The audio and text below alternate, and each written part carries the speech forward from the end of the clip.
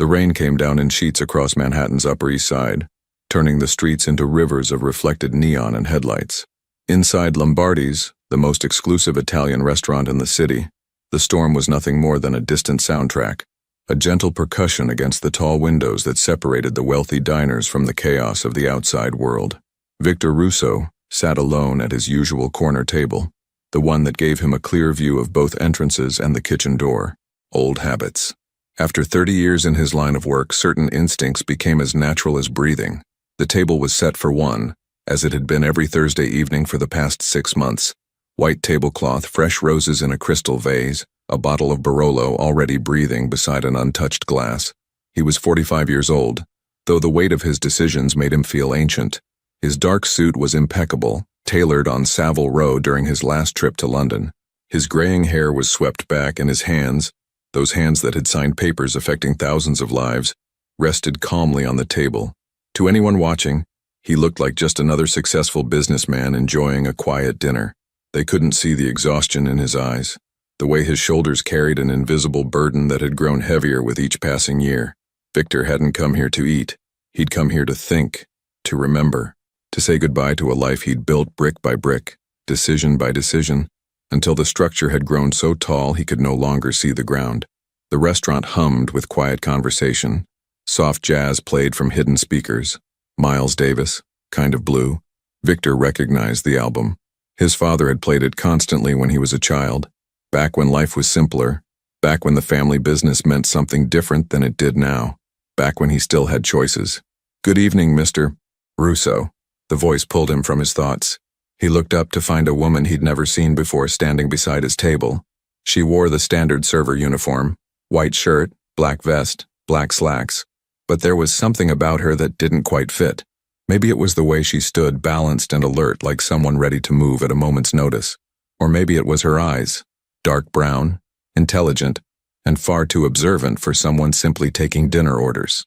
She was in her late 20s, he guessed.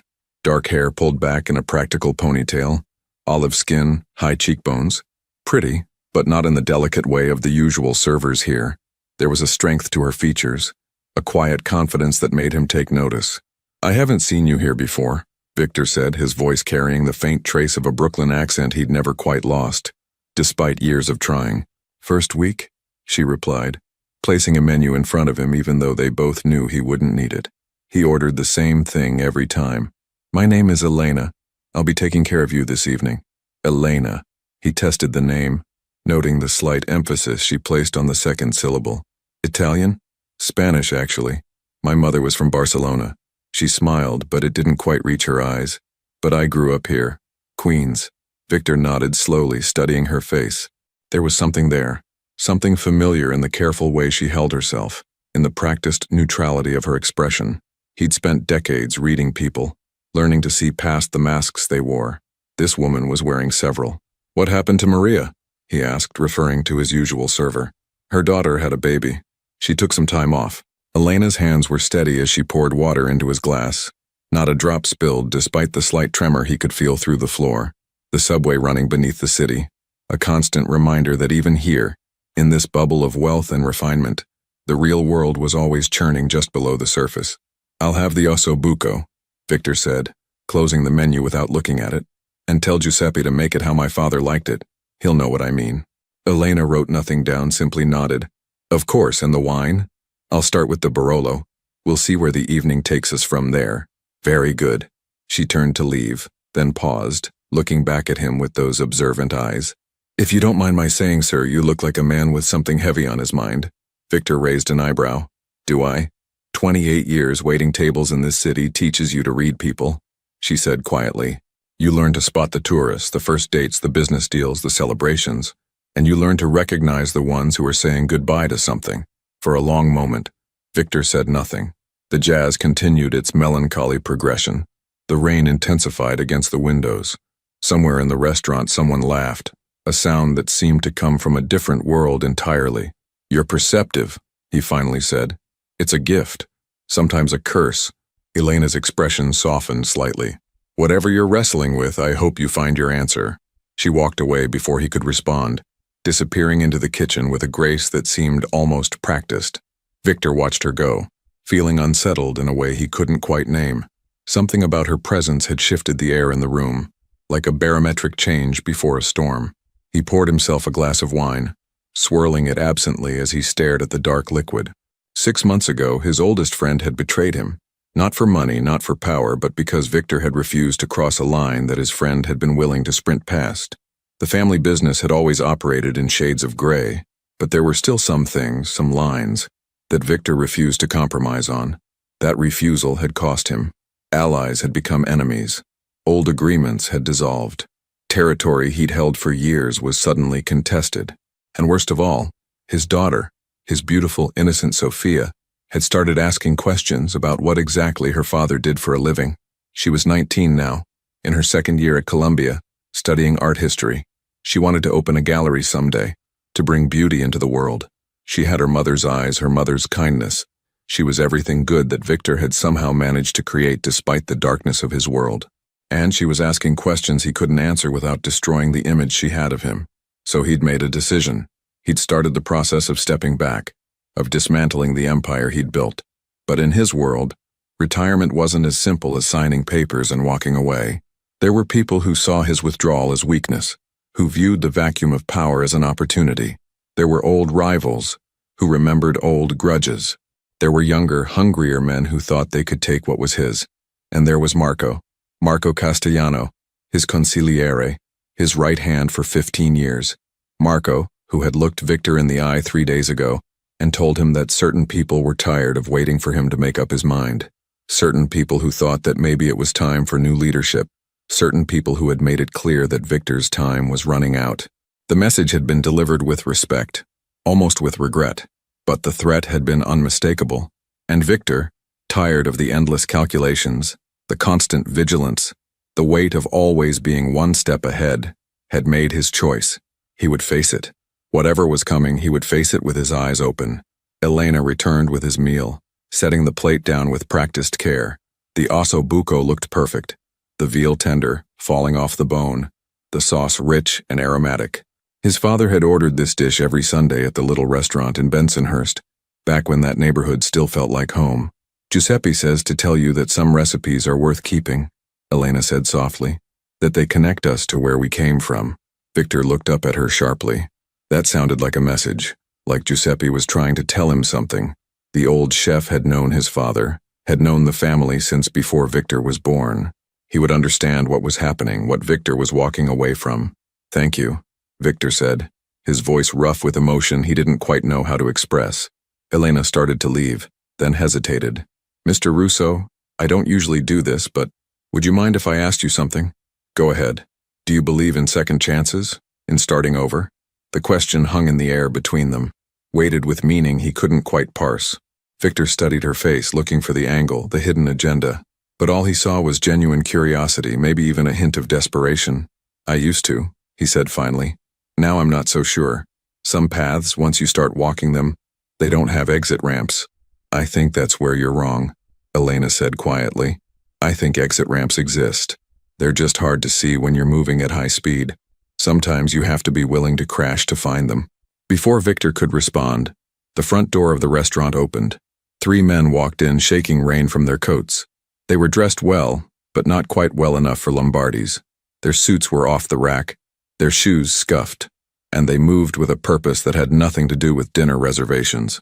Victor recognized them immediately. Not their faces. He'd never seen these particular men before, but he recognized what they were. Soldiers. Muscle. The kind of men sent to deliver messages that couldn't be sent over the phone. His hand moved instinctively toward his jacket, toward the weight he carried there out of habit. Then it stopped. He'd made his choice. He was tired of the endless cycle of threat and response, of violence and retaliation. If these men were here for him, then perhaps it was time to finally stop running from the consequences of his life. He picked up his fork, cut a piece of veal, and ate slowly. The meat was perfect, exactly as he remembered from his childhood. Some recipes were worth keeping. Some memories were worth honoring. The 3 men spread out through the restaurant, moving with the coordination of people who'd done this before. Other diners were starting to notice, conversations dropping to whispers. The maitre d' approached them nervously, his professional composure cracking. Victor took another bite. He could taste the wine reduction, the herbs, the slow-cooked richness that only came from patience and care. His father had always said that good food was about more than sustenance. It was about tradition, about connection, about remembering where you came from so you'd know where you were going. One of the men was walking toward his table now, young, maybe 25, with hard eyes and a thin scar across his left cheek. His hand was inside his jacket. Victor knew what was coming. He'd seen it before, ordered it before, though he'd always tried to avoid civilian locations. These men clearly didn't share his scruples. Victor set down his fork carefully, took a long sip of wine, and waited. He wasn't afraid. After 30 years of looking over his shoulder, there was something almost peaceful about finally standing still. The man was 10 feet away now, 8 feet, 6, and then Elena was there. She materialized between them like smoke, her movement so smooth and practiced that for a moment Victor thought he was imagining it. She was holding a tray of water glasses, moving as if to refill the tables near Victor's corner. The man tried to step around her, his face showing annoyance. "Excuse me, sir," Elena said pleasantly, her voice carrying just loud enough for the nearby tables to hear.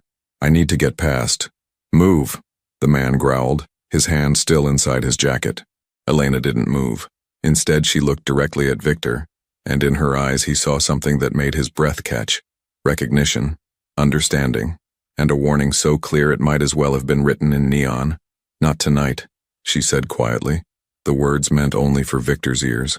The man's hand came out of his jacket. Victor saw the glint of metal. Time seemed to slow, the way it always did in moments of crisis. He saw other diners starting to notice, saw the maitre d' reaching for the phone, saw the other two men moving toward the front of the restaurant to block the exits, and he saw Elena move, the tray tilted, glasses sliding toward the armed man. Water splashed across his shirt and he reacted instinctively, stepping back, his attention broken for just a second. In that second, Elena's hand shot out and grabbed Victor's arm with surprising strength. "Down!" she commanded, her voice sharp with authority that had nothing to do with serving tables. Victor's body responded before his mind could process what was happening. Years of survival instinct took over, and he let her pull him from his chair just as chaos erupted throughout the restaurant. The sound was deafening in the enclosed space, sharp cracks that sent diners screaming and diving for cover. Victor hit the floor hard, Elena's body shielding him as they rolled behind the solid wood of the bar. His ears rang, his heart pounded, and his mind struggled to catch up with what was happening. Elena had her hand on his head, keeping him low, her other hand already reaching for something at her ankle. She moved with military precision, with training that went far beyond anything a waitress would need. Victor watched in shock as she assessed the situation with the cold calculation of someone who'd been in combat before. "Stay down," she hissed, her accent shifting, her entire demeanor transformed. This wasn't the pleasant server from moments ago. This was someone else entirely. Someone who knew exactly what to do in a situation like this. More sounds echoed through the restaurant. Glass shattered. People screamed. Victor could hear the heavy footsteps of the men moving through the dining room, could hear the manager shouting something about calling the authorities. The jazz had stopped, replaced by sirens wailing in the distance, growing closer. Elena grabbed Victor's collar, forcing him to look at her. "Can you move? Are you hurt?" "I'm fine," he managed, his voice steadier than he felt. Who are you?" Questions later. Movement now. She pulled him up into a crouch, keeping both of them behind the bar. "Kitchen door is 15 feet behind us. When I say go, you run and you don't stop. Understand? I don't take orders from—" "Mr. Russo." Her voice cut through his automatic resistance. "Those men came here to kill you. I can get you out alive, but only if you trust me. So right now you have a choice. Your pride or your life. Choose fast." Victor stared at this woman who'd been serving him wine moments ago. This stranger who somehow knew his name, who moved like a trained operative, who'd just put herself between him and armed men for reasons he couldn't begin to understand. Every instinct told him not to trust her. Every survival mechanism he'd honed over 3 decades screamed that this was a trap, another angle, another player in a game that never ended. But there was something in her eyes, something genuine in the fear he saw there, not fear for herself, but fear for him. It was the same look his daughter had given him last month when she'd asked him, point blank, if his business was dangerous. The same desperate hope that someone she cared about would make the right choice. He nodded once. Smart man. Elena moved, and Victor followed. staying low as she led him toward the kitchen door. They passed overturned tables, spilled wine staining the white tablecloths red, abandoned plates of food. The beautiful restaurant that had been his sanctuary was now a disaster zone. They reached the kitchen door and Elena pushed through, pulling Victor after her. The kitchen was chaos. Chefs and staff huddled together, some on phones, others pressed against the walls. Giuseppe, the old chef, looked up as they entered, his weathered face showing recognition and something that might have been approval. "The back," he said simply, pointing toward the rear exit. "Go." Elena didn't slow down, didn't acknowledge the old man's help, just kept moving with Victor in tow. They weaved between stainless steel prep stations, past enormous stoves still burning with abandoned pots, toward the loading dock in the back. The door opened onto an alley slick with rain, the sound of sirens now very close. Elena paused at the threshold, scanning the darkness with professional efficiency. Victor could see her processing information, calculating angles, assessing threats. This was no amateur. Whoever this woman was, she'd done this before. "Clear," she said, then turned to face him. In the harsh light of the kitchen behind them, he could see her properly for the first time since the chaos started. There was a small cut on her cheek, probably from flying glass. Her ponytail had come loose, dark hair framing her face. And in her eyes, he saw something that made him realize she was just as surprised to be doing this as he was to be here. "Go home, Mr. Russo," she said quietly. "Get somewhere safe. The people who sent those men won't stop. But you already knew that. You've been waiting for this. How do you—" "I told you. I'm good at reading people." She stepped back into the kitchen, creating distance between them. "And I saw a man ready to give up. Don't. Whatever you're running from, whatever you think you deserve, you're wrong. Nobody deserves what those men came to do." Victor wanted to grab her arm, to demand answers, to understand how this mysterious server had just saved his life and seemed to know everything about his situation. But sirens were very close now, and somewhere in the restaurant he could hear shouting as law enforcement arrived. "Who are you?" he asked instead. Elena smiled sadly. "Someone who knows what it's like to want a second chance. Now go, before they lock this place down." She disappeared back into the kitchen, leaving Victor standing in the rain-soaked alley, alive and utterly confused. He stood there for a moment, feeling the cold water soak through his expensive suit, feeling the adrenaline start to fade, feeling the weight of what had just happened settle onto his shoulders. He'd been ready to die. He'd made his peace with it. And this stranger, this impossible, mysterious woman, had pulled him back from that edge with two simple words. "Not tonight." Victor turned and walked into the alley, his hand instinctively moving to his pocket. His phone was there, his wallet, his keys, and something else, something that hadn't been there before. He pulled out a small piece of paper, folded once. The handwriting was precise, almost clinical. "You're not the only one who wants out. We need to talk. E." Below the message was a phone number. Victor stood in the rain, staring at the note, his mind racing with questions. How had she slipped this into his pocket? When? Why save him? What did she want? Who was she really? Behind him he could hear police radios, could see the flash of emergency lights reflecting off the wet brick walls. He needed to leave, needed to get off the street before someone started asking questions he didn't want to answer. But he couldn't stop staring at that note, at the lifeline this stranger had thrown him. His phone buzzed. A text from Marco. "Where are you? Heard about Lombardi's. Are you okay?" Victor deleted the message without responding.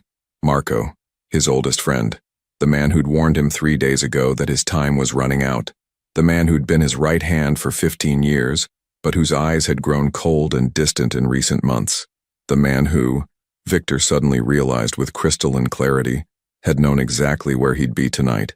The betrayal hit him like a physical blow. Not the fact of it. He'd suspected for weeks that Marco was playing both sides. But the confirmation, the cold reality of being set up by someone he'd trusted with his life, his daughter's life, his legacy. Victor stood in the rain, alive when he should have been dead, holding a note from a stranger who'd saved him for reasons he didn't understand. His carefully ordered world, already crumbling, had just shattered completely. The path he'd been walking, toward acceptance, toward an end, had suddenly forked in a new direction. He thought about Elena's question from earlier. Do you believe in second chances? He hadn't. But standing here, soaked and alive and holding this paper, he felt something he hadn't felt in years. Not hope exactly. Hope was too strong a word for what he was feeling. But possibility. The faint, fragile possibility that maybe the exit ramps existed after all. Victor pulled out his phone, carefully dried the screen with his sleeve, and typed the number from Elena's note into his contacts. He saved it under a single letter, E. Then he walked deeper into the alley, away from the lights and sirens, away from the restaurant where he'd planned to have his last supper. His clothes were ruined. His life was in danger. His closest friend had betrayed him, and a mysterious woman with military training and impossible timing had just pulled him back from the edge. The rain fell harder, washing the city clean, or trying to. Somewhere in the distance, thunder rumbled. Victor pulled his collar up against the cold and kept walking, his mind already working through the implications, the connections, the questions that needed answers. He was alive. Against all odds, against his own plans, he was alive. And tomorrow, he would find out why. The safe house in Brooklyn smelled like old coffee and stale cigarettes, though Victor had quit smoking 10 years ago. The scent lingered in the walls, a ghost of previous occupants, previous crises, previous nights when men like him had hidden from consequences they couldn't outrun forever. Dawn broke gray and reluctant over the East River, visible through the reinforced windows that Victor had installed 5 years ago, when he first purchased this property under a shell corporation, 3 layers deep. The apartment was Spartan. A leather couch, a table, 2 chairs, a bed in the next room that had never been slept in. It was designed for function, not comfort, a place to disappear, to regroup, to plan the next move. Victor stood at the window, a cup of black coffee cooling in his hand, watching the city wake up. He hadn't slept. Every time he closed his eyes, he saw the restaurant, heard the sounds, felt Elena's hand on his arm pulling him to safety. Not tonight. 2 words that had changed everything. His phone sat on the table behind him, Elena's number glowing on the screen. He'd stared at it for hours, his finger hovering over the call button, pulling back, hovering again. In his world, trust was currency, and he'd just been robbed by someone he'd paid with 15 years of loyalty. The idea of trusting another stranger, especially one who appeared out of nowhere with impossible timing and even more impossible skills, went against every survival instinct he'd developed. But he was alive. That counted for something. The door opened without warning. Victor's hand moved instinctively to his waist, then relaxed when he recognized the man entering. Tommy Delgado, his head of security for the past 8 years. Short, built like a fire hydrant with intelligent eyes that missed nothing. "Boss," Tommy said, closing the door behind him and engaging 3 separate locks. "You look terrible." "I feel worse." Victor set down his coffee and turned from the window. "Tell me what you found." Tommy dropped a folder on the table, the manila surface worn from handling. 3 casualties at Lombardi's, all staff. Giuseppe is in the hospital. Took some glass when the front windows shattered, but he'll be okay. The 3 men who came in are gone. Disappeared before law enforcement arrived. No witnesses willing to talk, everyone's lawyered up, and the investigating officers are already losing interest. This has organized business dispute written all over it, and you know how that goes. Victor nodded grimly. In cases like this, the authorities would go through the motions, take statements, file reports. But unless someone was willing to testify, which no one ever was, the investigation would quietly fade away. The city had bigger problems than wealthy men settling scores in expensive restaurants. "And the woman?" Victor asked, the question he'd been holding back. "The server, Elena Torres." Tommy's expression shifted slightly, and Victor recognized the look. It was the same face Tommy made when the evidence didn't add up, when something was wrong with the picture. "That's where it gets interesting, boss. There is no Elena Torres. Not in the restaurant's employment records, not in any database I can access. Giuseppe claims he hired her a week ago, paid cash under the table, said she came with excellent references. But when I pressed him, he got quiet. Real quiet. The kind of quiet that means he knows more than he's saying. Giuseppe wouldn't lie to me," Victor said. But even as he spoke, he remembered the old chef's face last night, the way he'd pointed to the back exit without hesitation. Go, as if he'd been expecting something exactly like this to happen. "Maybe not lie," Tommy said carefully, "but maybe protect. The way you protect Sophia from certain truths about what we do." Victor flinched at his daughter's name. Sophia. She was safe at her apartment near Columbia, surrounded by normal people living normal lives. Probably getting ready for an early morning art history class. She didn't know about last night. Couldn't know. He'd built walls between his world and hers specifically to keep her safe from moments like these. "What about the men who came to the restaurant?" Victor asked, steering away from thoughts of his daughter. "Any identification?" Nothing solid, but I made some calls, talked to some people. Word is the Romano family is making moves. They've been quiet since the old man passed last year, but the son, Anthony Romano, he's young, ambitious, and he doesn't respect the old agreements. He sees your transition as weakness, an opportunity. Marco, Victor said quietly. The name tasted like betrayal. He told them where I'd be. Tommy's silence was confirmation enough. They both knew that only a handful of people had known about Victor's Thursday evening routine at Lombardi's. And of those people, only Marco had been growing distant.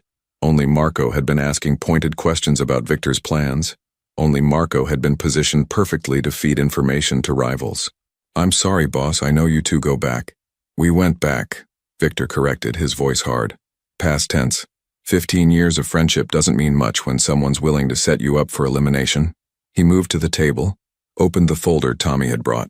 Inside were surveillance photos, printouts of financial records, notes in Tommy's precise handwriting, the evidence of betrayal, laid out in black and white.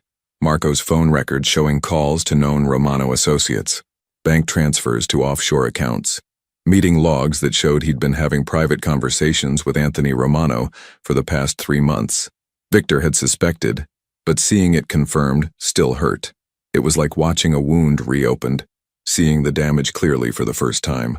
There's something else, Tommy said, hesitating in a way that made Victor look up sharply. I dug into the server, Elena Torres, started looking at missing persons, witness protection, people who've gone off grid in the past few years. Boss, I think I found something, but you're not going to like it. He pulled out another set of papers, these clearly printed from sealed government files. Victor recognized the markings.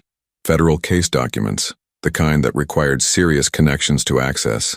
Tommy had called in favors. Her real name is Elena Maria Torres, Tommy began. 32 years old, not 28. Former FBI agent, decorated, specializing in organized operations. 5 years ago, she was working a major case involving corruption within the Bureau itself. High-level agents taking payments to look the other way, to lose evidence, to warn certain families about raids. She found evidence, built a case, and testified before a grand jury. Victor's hands stilled on the papers. FBI. The word hung in the air between them like smoke. She testified against her own colleagues? Victor asked.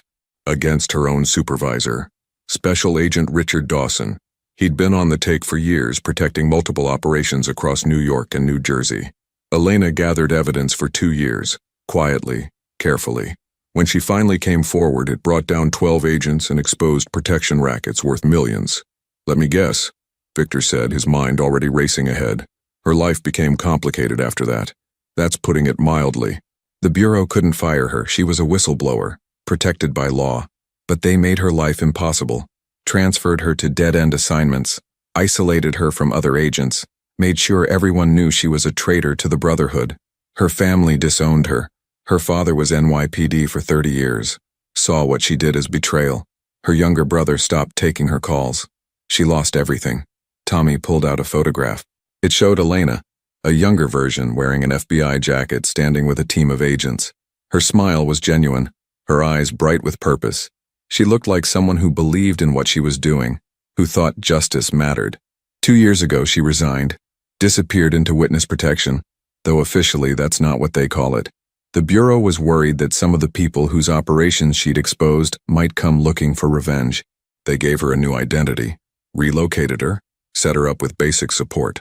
But witness protection only works if you follow the rules. And according to my contact, Elena Torres has been off the grid for the past 18 months. No check-ins, no contact, nothing. Until she shows up as a server in my restaurant, Victor finished, staring at the photograph. The woman in the picture and the woman who'd saved his life were the same person, but something fundamental had changed. The brightness in her eyes had been replaced by wariness, the confidence by caution. Boss, this could be a setup, Tommy said carefully. Think about it. Former FBI agent appears out of nowhere, saves your life, creates a debt. It's a classic approach. Make you trust her, get close, gather information.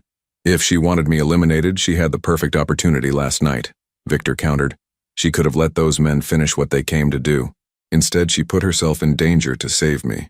Maybe she's playing a longer game. Maybe the Bureau wants you alive for something else. Or maybe, Tommy paused, then decided to say it anyway. Maybe she's working with the Romano family. What better way to get close to you than to save your life? Victor considered this, turning the photograph in his hands. Elena Torres, FBI agent turned whistleblower, turned witness turned ghost. A woman who'd sacrificed everything to do what she thought was right, only to lose her entire life in the process. He understood that kind of loss, that kind of isolation. He'd been feeling it himself for months now, as his world contracted and allies became enemies and the empire he'd built started to crumble. I need to talk to her, Victor said finally, face to face. I need to understand what she wants, why she saved me. That's risky, boss. If she's compromised. Everything is risky now, Tommy. The moment Marco betrayed me, the moment I decided to step back, the moment those men walked into Lombardi's, all of it was risky. But I'm still here, still breathing because of her. I owe her the courtesy of a conversation. Tommy didn't look happy, but he nodded. I found an address, apartment in Queens, registered to a Maria Gonzalez. Rent paid 6 months in advance, cash. Fits the profile of someone trying to stay invisible. He wrote the address on a piece of paper, handed it to Victor. I can have a team there in 20 minutes. We do this smart, controlled, with backup. No, Victor said. I go alone. Boss, alone, Tommy. If she wanted me dead, I'd be dead. If she's looking for something else, bringing an army won't help. This is a conversation between two people who understand what it's like to be betrayed by the people they trusted. That requires privacy. Tommy looked like he wanted to argue further, but Victor's tone made it clear the decision was final. After a moment, he nodded reluctantly. At least take this. He pulled out a small device, no bigger than a button. Panic alarm. One press, I'll have people there in 5 minutes. Victor took the device, slipped it into his pocket. Fair enough. And boss, watch yourself. FBI training doesn't go away just because someone changes careers. If this goes wrong, it won't, Victor said, with more confidence than he felt. Or it will, and at least I'll have answers. The address led Victor to a neighborhood in Queens that he recognized from his youth. These were the streets where working families lived, immigrants chasing the American dream, young couples saving for their first house, elderly residents who'd been here for 50 years and refused to leave even as the neighborhood changed around them. Elena's building was a 3-story walk-up, brown brick weathered by decades of city life. The front door security was minimal. Victor bypassed it easily, years of practice making the process almost automatic. The hallway inside smelled like cooking spices and old carpet. Somewhere above, a baby cried, normal life happening all around him, completely unaware of the currents of danger flowing just beneath the surface. Apartment 2B. Victor stood outside the door listening. No sound from inside. No television, no music, no movement. Either she wasn't home or she was waiting to see what he'd do. He knocked. 3 times. Firm but not aggressive. Silence. He knocked again. Elena, it's Victor Russo. I just want to talk. More silence. He was about to knock a 3rd time when he heard movement inside. Footsteps, light and careful. The sound of someone checking the peephole. A long pause where he could feel her deciding what to do. The door opened 6 inches, held by a chain lock that wouldn't stop anyone determined but might slow them down for a few crucial seconds. Elena looked out at him, her face carefully neutral. She was wearing jeans and a gray sweater, her hair loose around her shoulders. Without the server uniform, she looked younger, more vulnerable, but her eyes were alert, assessing, ready for trouble. How did you find me? She asked. I have resources. You knew I would. I was hoping for at least 24 hours before you tracked me down. I'm motivated. Victor gestured to the chain. Are you going to let me in? Or are we having this conversation in the hallway where your neighbors can hear everything? Elena studied him for a long moment, then sighed and closed the door. He heard the chain sliding free, and when the door opened again, it was fully. She stepped back, letting him enter, her hand notably near her waistband where he suspected she had a weapon. No backup? She asked, closing the door behind him. Should I have brought some? Depends on what you're here for. The apartment was small, a studio, basically, with a kitchenette, a bathroom door, and a single room that served as living space, bedroom, and office. But it was immaculate. The bed was made with military precision. Books were stacked neatly on a small desk. A laptop sat closed beside them. There were no personal photos, no decorations, nothing that would tell you who lived here. It was a place designed for quick departure, for a life lived in transit. You've done this before, Victor observed. Living like this. Ready to run. Occupational hazard. Elena moved to the small kitchen area, putting the counter between them. You want coffee? I was about to make some. I didn't come here for coffee. No, you came here for answers. But we're going to be civilized about this, so coffee it is. She started the machine without waiting for his agreement. You found out who I am. Former FBI. Whistleblower. Person non grata in approximately 17 different circles. The question is, are you here to threaten me, to buy me off, or to ask why I saved your life? All three, possibly, Victor said, studying her. But mostly the last one. You put yourself in danger for me. Why? Elena poured 2 cups of coffee, slid one across the counter toward him. You want the simple answer or the complicated one? Try the truth. She smiled without humor. The truth is complicated, Mr. Russo. The truth is that I recognized you the moment you walked into that restaurant. I'd studied your file years ago when I was still with the Bureau. You were a person of interest in multiple investigations, though they could never make anything stick. You were smart, careful, always one step ahead. Past tense? Past tense, she confirmed. Because 6 months ago something changed. You started pulling back, making moves that looked like preparation for retirement, and that made you vulnerable. In your world, showing weakness is like chumming the water for predators. Victor said nothing, just watched her over the rim of his coffee cup. She was right, of course. Everything she was saying was accurate, which meant she'd been paying attention, tracking his movements even after she'd left the Bureau. I've been working at Lombardi's for 3 weeks. Not one, Elena continued. Giuseppe is an old friend. His nephew was an informant I worked with years ago. When I needed a place to hide, to watch, to understand what was happening, he gave me the job. And I watched you, Mr. Russo. Every Thursday evening, same table, same meal, same expression on your face. A man who'd made a decision and was waiting for consequences. You knew they were coming, Victor said quietly. Last night, you knew. I suspected. I'd been seeing the same faces in the neighborhood. Men who didn't belong, who were watching the restaurant, taking notes. I recognized the pattern, surveillance before action, and when those 3 men walked in last night, their body language told me everything I needed to know. They weren't there for dinner, so you saved me. Why? If you studied my file, you know what I am, what I've done. Why risk yourself for someone like me? Elena was quiet for a long moment, staring into her coffee as if it held answers. When she finally spoke, her voice was softer, more personal than it had been. Because I saw myself in you, she said. Someone who built a life, a career, a reputation, and then watched it all crumble because they tried to do the right thing. I testified against corrupt agents because it was right, because they were breaking laws they'd sworn to uphold. And it cost me everything. My career, my family, my identity, everything. She looked up, met his eyes directly. You're trying to get out, aren't you? Trying to step away from your organization, to leave that life behind. And it's destroying you, because the people around you see it as betrayal, as weakness. They don't understand that sometimes the strongest thing you can do is walk away. Victor felt something shift in his chest, a recognition so profound it almost hurt. This woman, this stranger who'd saved his life, understood him in a way that no one had in years. Not Marco, who'd betrayed him, not his remaining allies, who saw his withdrawal as abandonment, not even his daughter, who he'd kept carefully shielded from the truth of his life. Who are you running from? He asked quietly. The Bureau wouldn't keep hunting you after all this time, so who is it? Elena's expression hardened. The people I helped put away had connections, not just within the Bureau, but outside it. One name in particular, Michael Romano. He was using corrupt agents to protect his father's operations. When I testified, his network collapsed. He lost millions, and he swore that he'd make me pay for it. Victor's blood went cold. Michael Romano, Anthony Romano's uncle. You see the problem, Elena said grimly. When I recognized you, when I started researching what was happening in your world, I realized that the people coming after you were the same people who've been hunting me, the Romano family. They want you gone because you're in their way, and they want me gone because I cost them money and reputation. So saving me was, what? An alliance of convenience? Enemy of my enemy?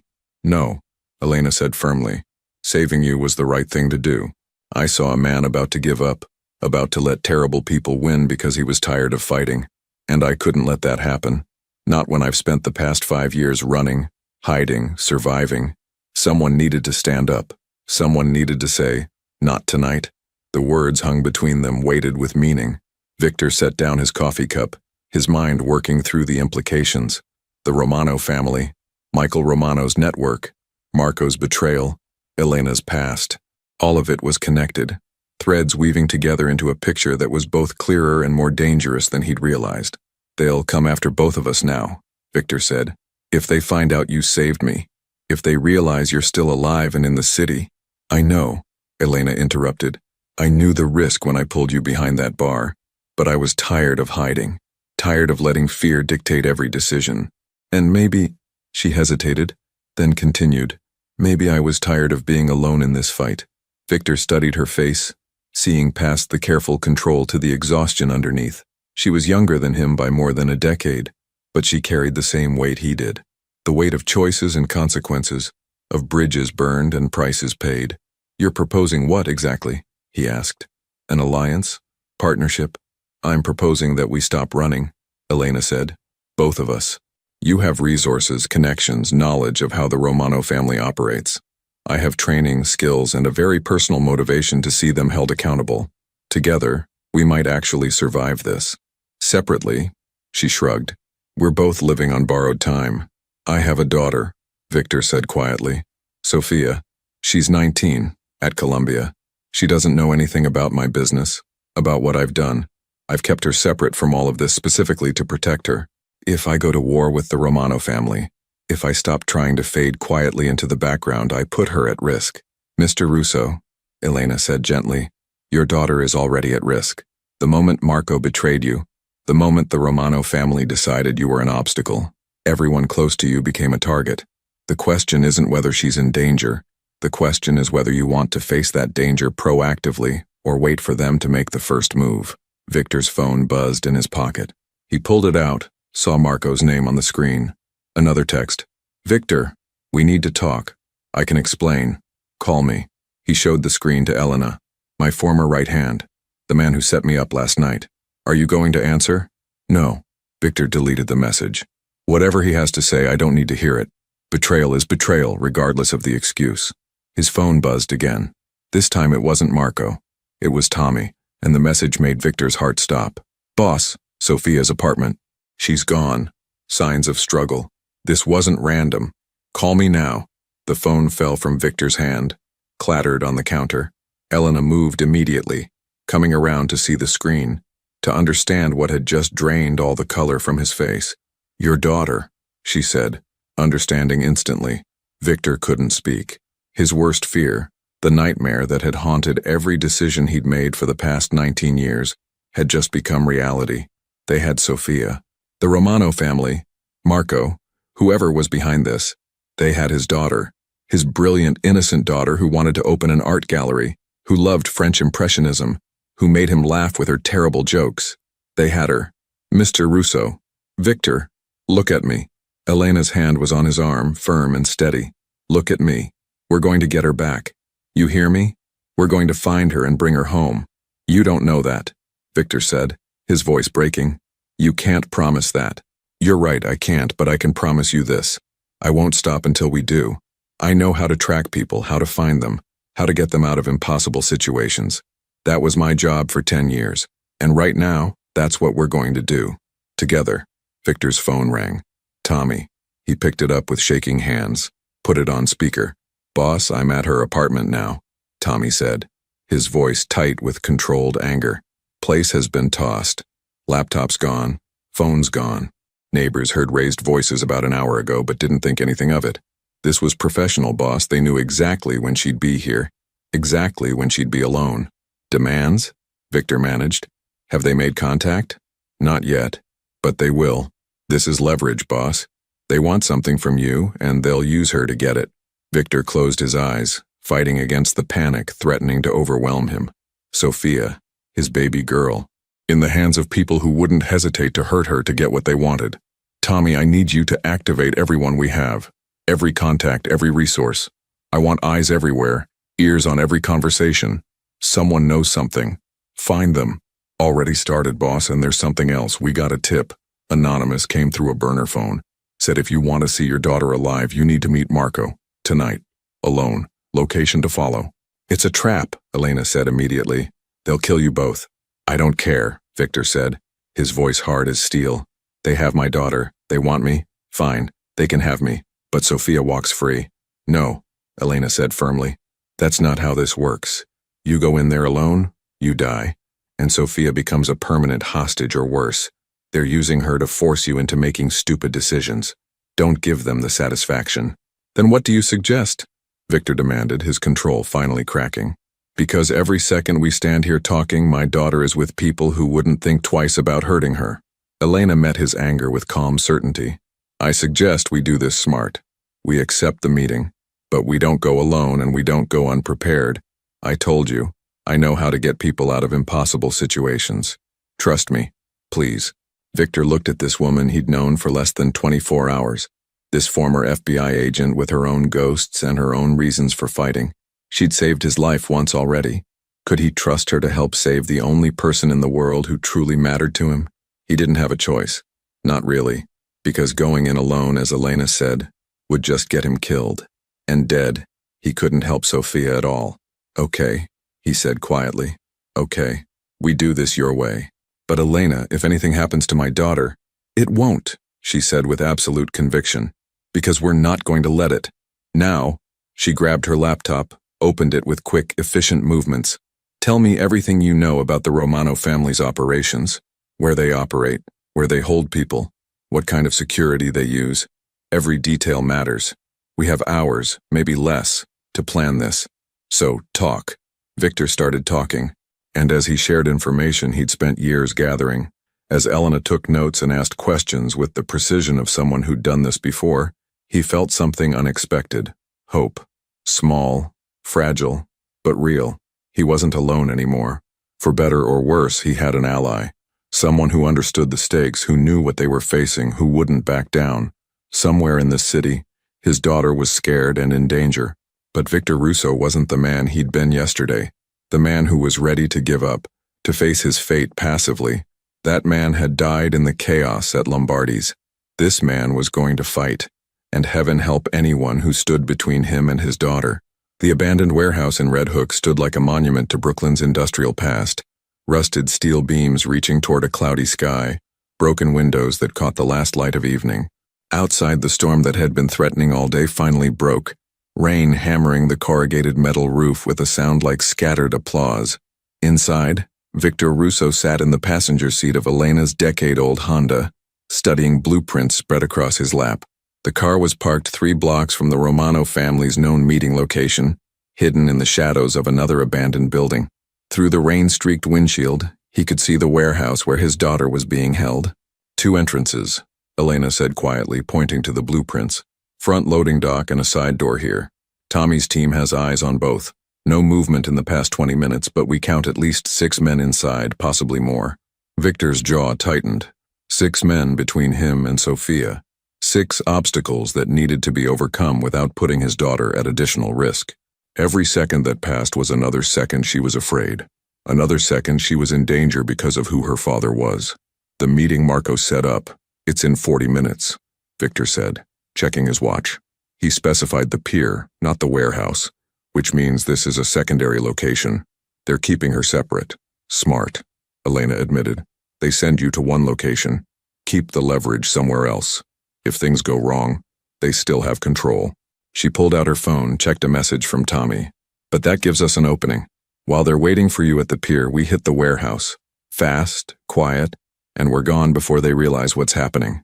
Victor looked at her profile, illuminated by the phone's glow. In the past 8 hours since they'd learned about Sophia's kidnapping, Elena had transformed. The cautious server, the reluctant witness, had been replaced by someone who moved with absolute confidence. She'd made calls to old contacts, pulled up building schematics, coordinated with Tommy's team, as if she'd been doing this her entire life, which, Victor supposed, she had. You're certain about the security? He asked. If we go in and there are more people than we expected. There's never certainty in operations like this. Elena interrupted gently. Only calculated risk. But yes, I'm as certain as I can be. Tommy's surveillance shows a skeleton crew. The Romano family is stretched thin right now. They're setting up the meeting with you, managing multiple territories, dealing with their own internal issues. They didn't expect you to track Sophia here this quickly, because they don't know about you, Victor said. They don't know I have someone with your particular skills helping me. Elena smiled slightly. That's our advantage. They think you're predictable, that you'll follow their script. Show up at the meeting, negotiate, probably walk into an ambush. What they're not expecting is for you to ignore their setup entirely and come for Sophia directly. Victor's phone buzzed. Marco, for the 10th time that evening. Another message. Victor, please. This has gone too far. Meet me. We can fix this. Trust me. Trust. The word was almost laughable now. Victor had trusted Marco with everything. His business, his secrets, his life. And Marco had repaid that trust by making a deal with the Romano family, by feeding them information, by setting up an ambush at Lombardi's. Whatever excuses Marco had, whatever justifications he'd convinced himself of, they didn't matter anymore. He keeps calling, Elena observed. He's scared, Victor said, deleting the message. He knows I've figured out his role in this. He knows that once Sophia is safe, I'll deal with him. Will you? The question hung in the air between them. Victor thought about the man he'd been just days ago, tired, ready to walk away from everything, ready to let fate take its course. That man might have forgiven Marco, might have understood the pressures that led to betrayal, might have found a way to simply disappear and let old grudges die. But that man's daughter hadn't been taken. That man hadn't been forced to confront the consequences of his choices in the most brutal way possible. I don't know, Victor admitted. Ask me again when Sophia is home. Elena nodded, accepting this. She checked her watch. Tommy should be in position by now. You ready? Victor looked out at the warehouse, thinking about his daughter somewhere inside those walls. Sophia, who'd called him 2 weeks ago excited about a Monet exhibition at the Met. Sophia, who'd texted him pictures of her terrible cooking attempts with laughing emojis. Sophia, who'd hugged him the last time they had dinner together and told him she loved him, no matter what. I'm ready, he said. They exited the car into the rain, moving quickly toward the warehouse. Elena had changed into dark clothes, practical gear that allowed easy movement. Victor had done the same, feeling strange in the tactical outfit after years of expensive suits. But this wasn't a boardroom negotiation. This was something more fundamental, a father fighting for his child. Tommy materialized from the shadows, his stocky form barely visible in the darkness. Boss, everything's set. My team has the exits covered. The 6 men inside are on the main floor, playing cards, waiting for instructions. Your daughter's being held on the 2nd level, northeast corner. 1 person watching her. A woman, interestingly enough. Romano's using a woman to guard Sophia? Victor asked, surprised. Probably figured it would make your daughter more comfortable, Elena said. Less threatening. Smart psychology. She turned to Tommy. How do we get to the 2nd level without alerting the ground floor? Fire escape on the east side, Tommy said, pointing. Leads directly to the 2nd level. It's rusty, makes some noise, but in this rain they might not notice. Once you're up there, you'll need to move fast. Get Sophia. Get out. Elena nodded, then looked at Victor. I'll take the fire escape, create a distraction if needed. You come up behind me, grab Sophia, and we extract through the side door. Tommy's team handles anyone who tries to follow. I should be the one going up first, Victor protested. She's my daughter, and if something goes wrong, she'll need you alive to get her out, Elena countered. Let me clear the path. That's what I'm trained for. Victor wanted to argue, but he recognized the logic. Elena had spent years doing exactly this kind of operation. He was successful in his world because he knew when to delegate to people with better expertise. This was no different. Okay, he agreed reluctantly. But Elena, be careful. She smiled, the expression transforming her serious face for just a moment. Careful is my specialty, remember? Not tonight, that's my motto. They moved toward the fire escape, Tommy fading back into the shadows to coordinate with his team. The metal stairs were indeed rusty, groaning softly as Elena tested the first step. The rain helped, providing acoustic cover for the noise. She began climbing, her movements smooth and practiced, despite the slippery metal. Victor followed, each step feeling like it took an eternity. Below them, through a broken window, he could glimpse the main floor. Men sitting at a makeshift table, cards in hand, weapons nearby but not immediately accessible. They looked bored, like guards who'd been told to wait with no clear sense of how long they'd be waiting. The 2nd level was darker, lit only by a few emergency lights that cast everything in amber shadows. Elena reached the platform, crouched low, and signaled for Victor to wait. She moved forward, peering through a grimy window into what looked like an old office space. Victor's heart hammered in his chest. Sophia was in there, so close. After hours of fear and planning and desperate hope, his daughter was just a few feet away. Elena turned back, gave him a thumbs up, then held up one finger. One guard, as Tommy had reported. She pointed to herself, then to the door, then made a quick motion indicating her plan. Victor nodded, understanding. She tried the door handle. Locked, but it was old, worn. Elena pulled a small tool from her pocket, the kind of thing FBI agents learned to use in training, and worked the lock with practiced efficiency. 30 seconds. The mechanism clicked. Elena pushed the door open slowly, slipping inside before Victor could see what was happening. He heard a brief, muffled sound, a confrontation, quick and decisive, then silence. "Clear," Elena called softly. Victor pushed through the door and saw his daughter. Sophia sat in a chair in the corner of the office, her hands bound with zip ties, her eyes wide with fear that transformed instantly to shock when she saw him. She was unharmed. Victor's trained eye immediately catalogued this, looking for injuries, for signs of mistreatment. Her clothes were rumpled, her hair messy, but she was okay. "Dad?" she whispered, as if she couldn't believe what she was seeing. Victor crossed the room in 3 strides, dropping to his knees beside her chair. "Baby, I'm here, I've got you, you're safe now." He pulled out a knife, cut through the zip ties. Sophia's arms came free and she immediately wrapped them around him, holding on like she used to when she was a little girl having a nightmare. Victor held her back, one hand cradling her head, feeling her shake with relief and residual fear. "I was so scared," Sophia said against his shoulder. "These men came to my apartment. They said you owed them something, that I was insurance." "I know, baby. I know. But it's over now. We're getting you out of here." Sophia pulled back slightly, looking past him to where Elena stood by the door, keeping watch. The woman who'd been guarding her was unconscious in the corner, zip-tied and gagged. Elena had worked efficiently, professionally, without unnecessary force. "Who?" Sophia started to ask. "A friend," Victor said. "Someone who's helping us. We'll explain everything later, but right now we need to move." Elena turned from the door. "We have a problem. Someone downstairs just got a call. They're mobilizing. We've got maybe 2 minutes before this place is swarming with people looking for us." Victor helped Sophia to her feet, keeping himself between her and the door. "The fire escape? Compromised. They'll be watching it now."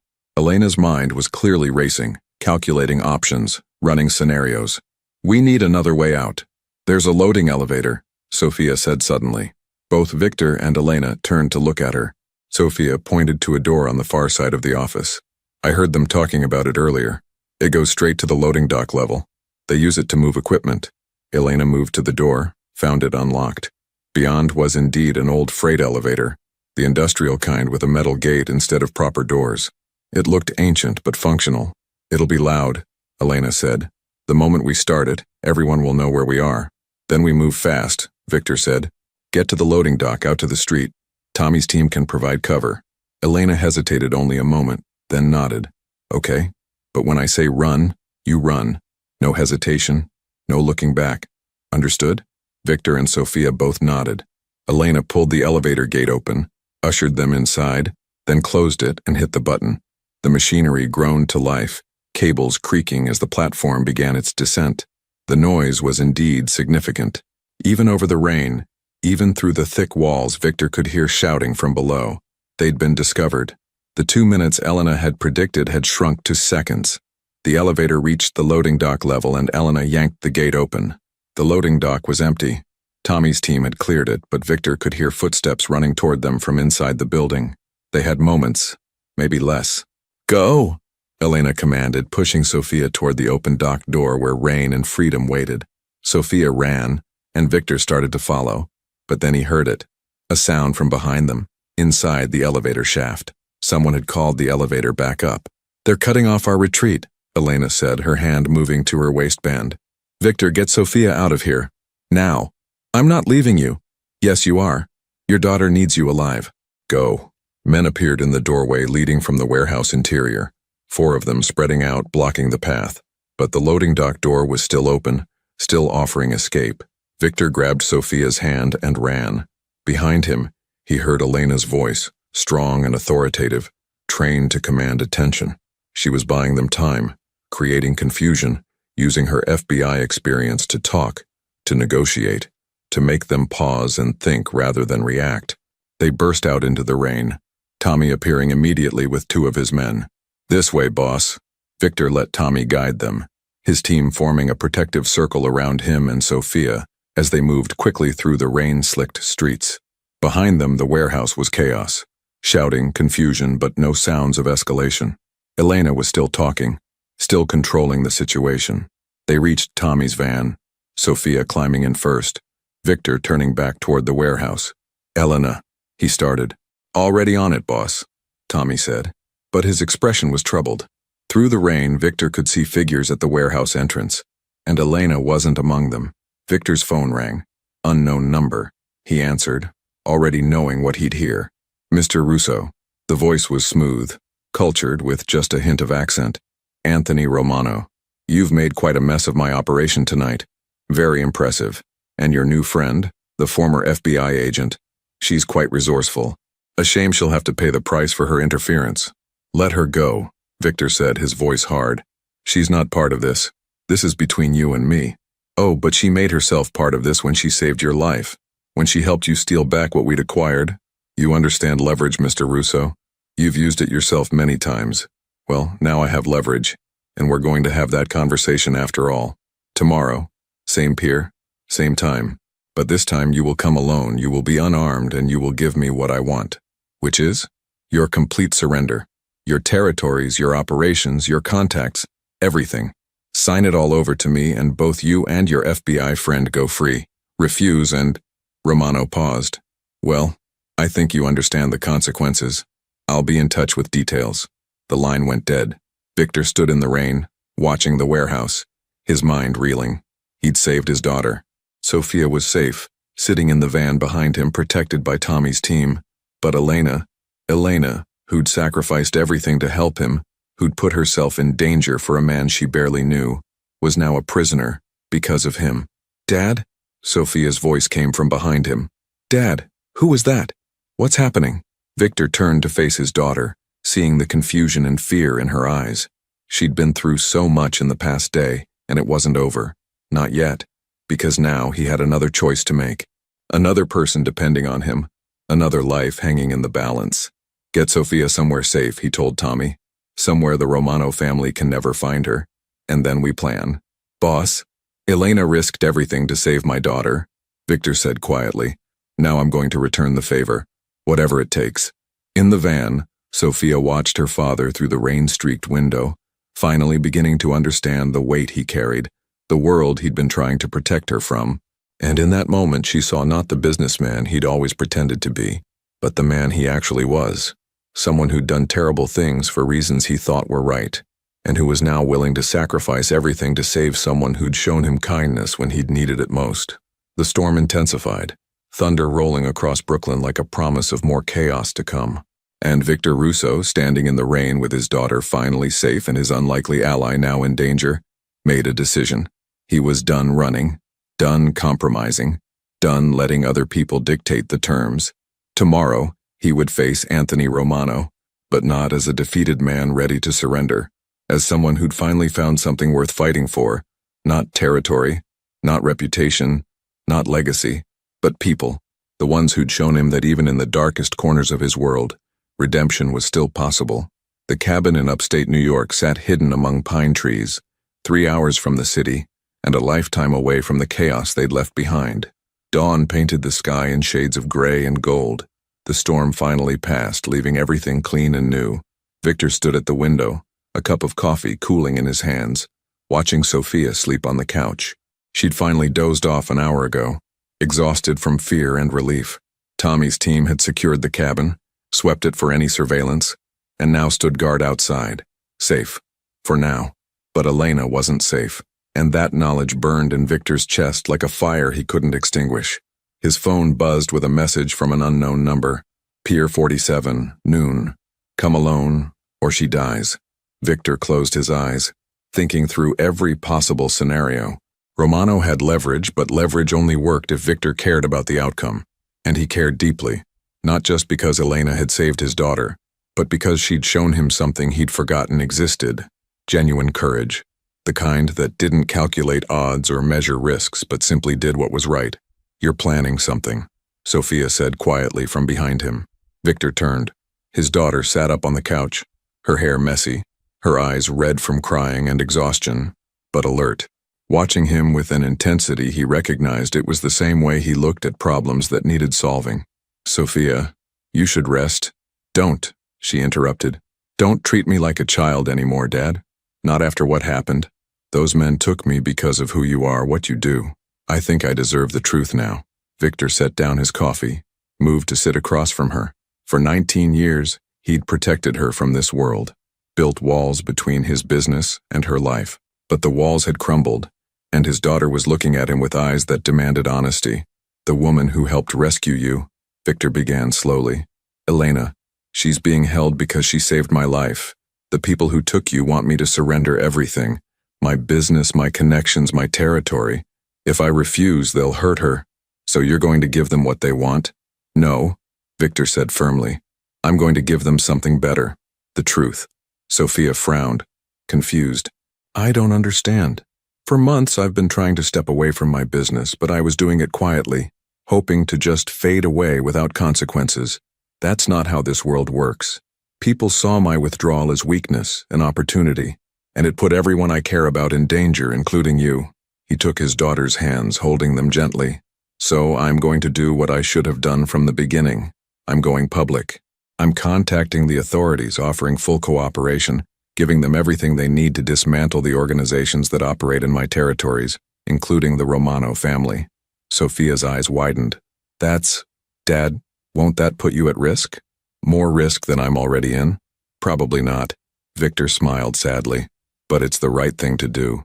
And Elena showed me that sometimes doing the right thing means accepting the consequences. Tommy appeared in the doorway, his expression urgent. Boss, we've got incoming. Marco just called, says he needs to meet you before the pier. Says he has information about Elena's location. Victor stood, his body tense. Marco, after everything he's done, why would I trust him? He sounded scared, boss. Real scared. Said the Romano situation has gone wrong, that people are going to get hurt, that he needs to make things right. For a long moment, Victor considered this. Marco had betrayed him, set him up, played both sides. But they'd been friends for 15 years. And people, Victor had learned, were complicated. They made mistakes, sometimes terrible ones. Tell him I'll meet him, but not alone. And Tommy, I want you recording everything. The meeting point was a diner off Route 87, neutral ground where neither family held influence. Victor arrived with Tommy, finding Marco already in a back booth, looking like he'd aged 10 years in 2 days. Victor, Marco said, standing, thank you for coming. I know I don't deserve. You don't, Victor agreed coldly. So talk fast. Where's Elena? Marco sat down heavily, his hands shaking. The Romano warehouse in Staten Island. But Victor, you need to understand. It's not just Anthony anymore. His uncle Michael is involved now. The one who was using corrupt FBI agents. He recognized Elena, realized who she was. This isn't about you anymore. This is about settling old scores. Victor felt ice in his veins. Michael Romano, the man Elena had testified against. The man who'd lost millions because of her courage. Why are you telling me this? Victor asked. Because I'm tired, Marco said simply. Tired of the games, the betrayals, the constant looking over my shoulder. They threatened my son, Victor. My kid. Said if I didn't help them get to you, they'd hurt him. So I did what they asked. But I never wanted this. Never wanted people kidnapped. Never wanted anyone hurt. Intent doesn't erase consequences, Marco. I know. Marco pulled out a flash drive, slid it across the table. This has everything. Romano family operations, the corrupt agents Michael still has on payroll, the accounts, the connections, everything you need to bring them down, and he pulled out a piece of paper. Blueprints for the Staten Island warehouse, where they're holding Elena, security schedules, guard positions. Victor stared at the items on the table, then at his old friend. This is your redemption? Information? It's all I have left to give, Marco said quietly. I'm turning myself in after this. Federal authorities. I'll testify, provide evidence, take whatever punishment comes. But first, I'm helping you get your friend back. It's the least I can do. Victor picked up the flash drive and blueprints, studying Marco's face for deception and finding only exhaustion. People were complicated. They made mistakes.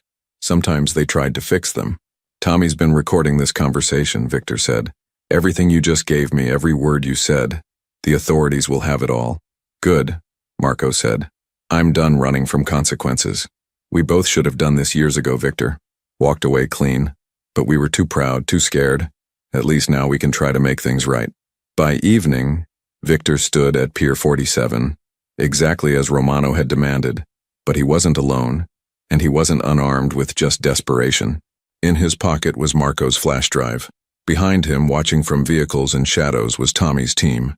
And in federal offices across the city, agents were already reviewing the information Marco had provided, preparing warrants, coordinating raids. Anthony Romano arrived with 3 men, looking confident and controlled. Mr. Russo, I'm pleased you decided to be reasonable. Do you have the documents? The transfers of territory? I have something better, Victor said calmly. The truth. Federal agents are raiding your uncle's operations right now. They have evidence of corruption, racketeering, witness intimidation. By tomorrow, the Romano family will be answering questions they can't bribe their way out of. Romano's confidence cracked. You're bluffing. You'd never cooperate with authorities. I would to save someone who saved my daughter. I would to finally do the right thing. Victor pulled out his phone, showed Romano a news alert already breaking.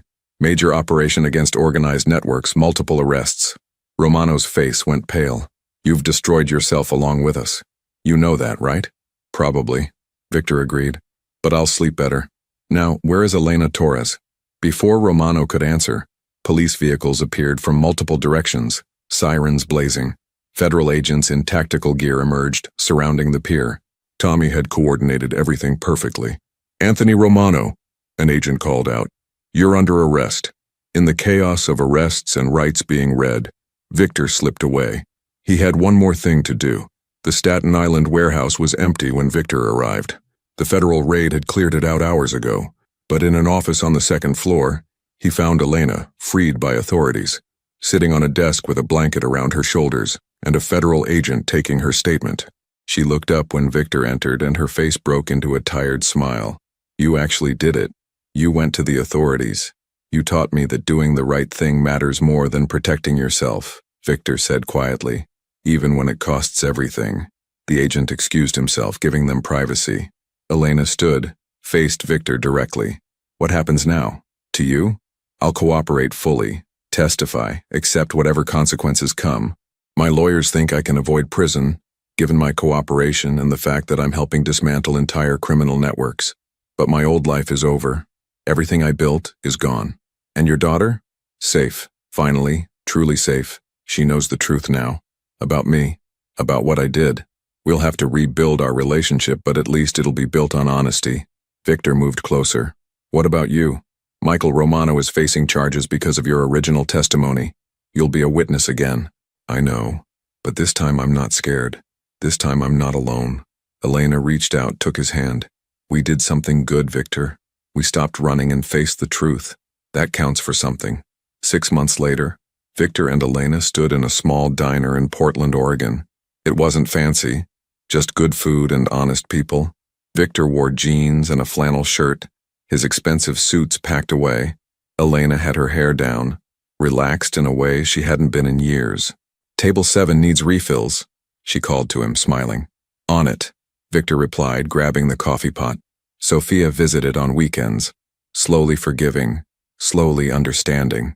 She was still at Columbia, still pursuing her dreams, but now she knew the full truth about her father, and she respected him more for walking away than she ever had when he was powerful. The bell above the door chimed. An older couple entered, looking for breakfast. Normal customers living normal lives. Victor grabbed menus, catching Elena's eye as he passed. She'd saved his life twice, once by pulling him to cover, once by showing him that redemption was possible, and he'd saved hers by finally choosing courage over comfort. Welcome to Elena's diner, Victor said to the customers, smiling genuinely for the first time in years. Coffee to start? Outside, rain began to fall, but inside, where 2 former ghosts had built something real from the ashes of their old lives, everything was warm and bright and possible. Not tonight, they'd said to death and fear and the darkness of their pasts. And finally, they meant it.